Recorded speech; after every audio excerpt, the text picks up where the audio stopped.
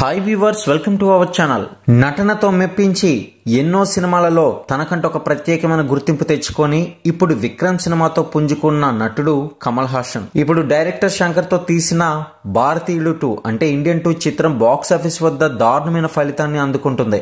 అయితే 2024 సంవత్సరంలో అతిపెద్ద డిజాస్టర్ లో ఒకటిగా ఈ సినిమా కాబోతుందనే విషయాన్ని ట్రేడ్ వర్గాలు వెల్లడి చేస్తున్నాయి. ఇక ప్రముఖ సినీ నిర్మాణ సంస్థ లైకా ప్రొడక్షన్ రూపొందించిన ఈ సినిమా గత 5 రోజుల కలెక్షన్స్ వివరాలు చూసినట్లయితే కనుక ఇండియన్ సినిమా 2 సినిమా 300 కోట్ల రూపాయలతో నిర్మించారు. అయితే గానీ ఇప్పుడు ప్రస్తుతం ఇది భారీ లాస్ లో నడుస్తుందనే చెప్పుకోవాలి.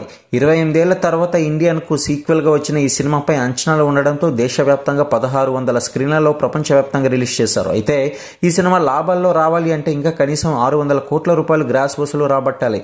అయితే ఇంకా 5 రోజులు సోమవారం స్టడీగా నిలబడుతుందని భావించిన ట్రేడ్ వర్గాలకు ఈ సినిమా పెద్ద షాక్ అయితే ఇచ్చేసింది.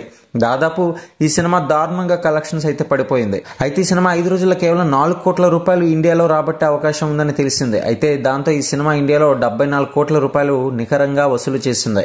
ఇక ఈ సినిమాకి సంబంధించి ఇంకా 600 కోట్ల గ్రాస్ వసూలు బ్రేక్ ఈవెన్ తో బాక్స్ ఆఫీస్ జర్నీ మొదలుపెట్టినా ఈ సినిమా దారుణంగా బోల్తా పడిపోయింది. దాదాపు ఈ సినిమా కనీసం ఇప్పుడు 200 కోట్ల రూపాయల నష్టంతో ముగిసే అవకాశం ఉందని తెలుస్తుంది.